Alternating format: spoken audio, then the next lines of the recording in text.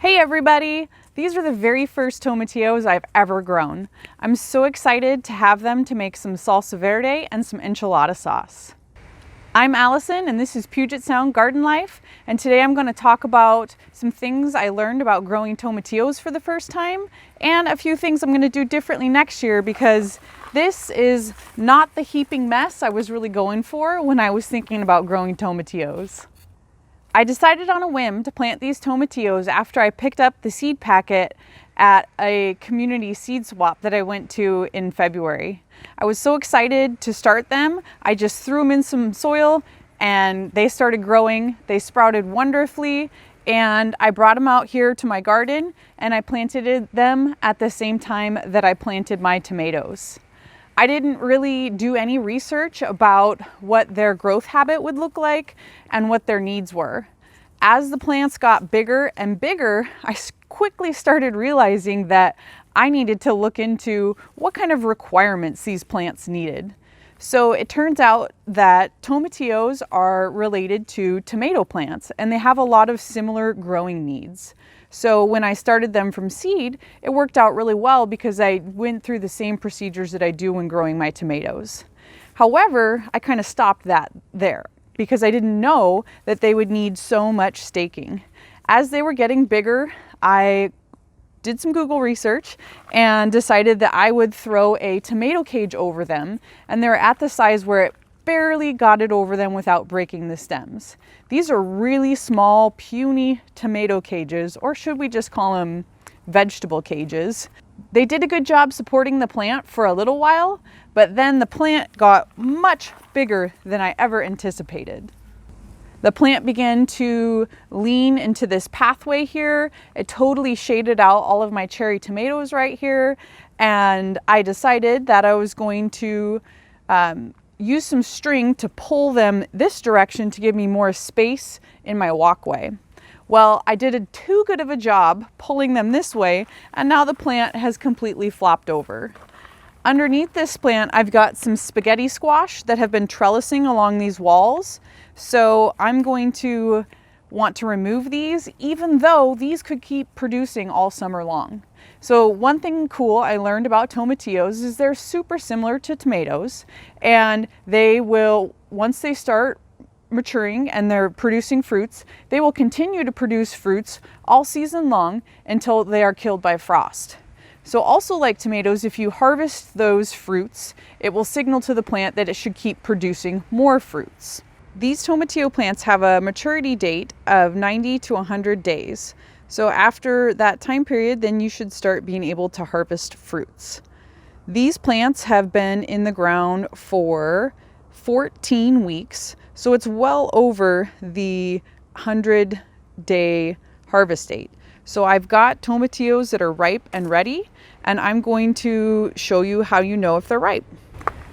One big giveaway if the tomatillo fruits are ripe is if they've fallen off the plants. You can see down here there are some just sitting on the gravel pathway, and those are ripe and ready to go. Obviously you'll want to check the fruit to make sure it didn't get damaged by bugs or anything like that. So that's tip one, you can know if they're ready. Another way you'll know if tomatillos are ripe is by touching their husks and feeling if there's anything in there. These are very supple when they're ripening, and you can feel the fruit inside it. This fruit is a lot larger than this fruit. Another indicator that your tomatillos are getting ripe are that the husk is turning white and starting to dry out.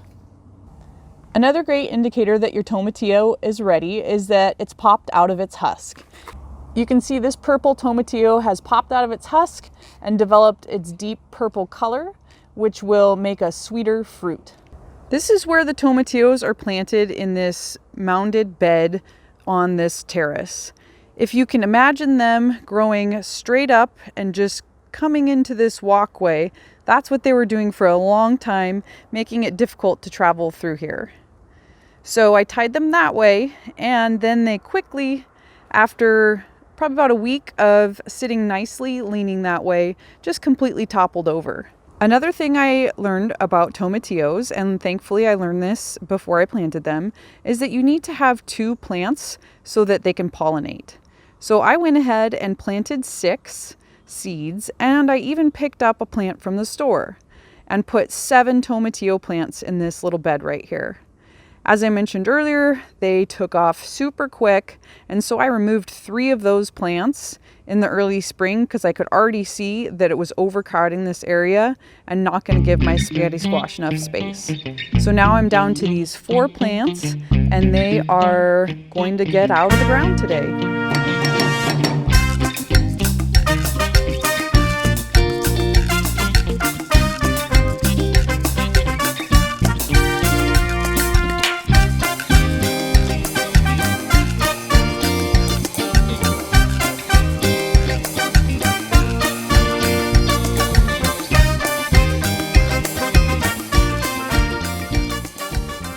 Harvest is done and the plants have been removed. We've got a great big basket here of tomatillos.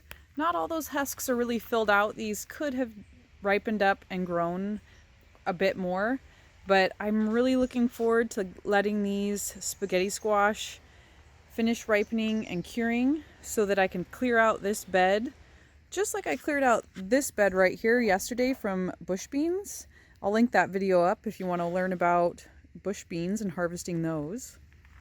But here in this bed, these spaghetti squash just need a few more weeks to finish ripening and curing, and I'll be able to remove all of this from the ground so that I can plant some more fall crops. I left the stalks of the tomatillos in here because there's a lot of spaghetti squash vines growing through those stalks. So I just cut back all the foliage so that everything is exposed on the spaghetti squash and can finish their ripening process.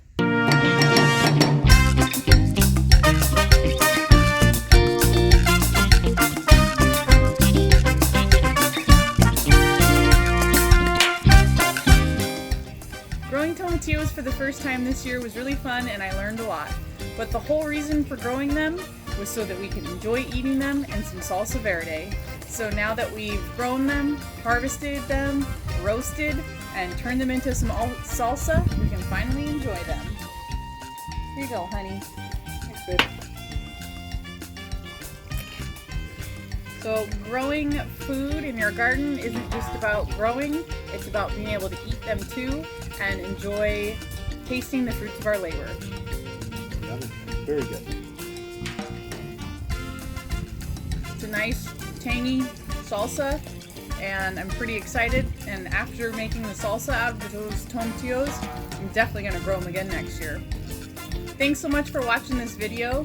I hope you learned something new about tomatillos. Hope you're motivated to grow them yourselves next year. Just remember, if you do, give them plenty of space and plant at least 2 so they can self-pollinate. If you enjoyed this episode, it would really help my channel grow if you could hit the like button or even subscribe if you want to see more videos to come in the future. Thanks so much. Have a great day. Bye, everyone.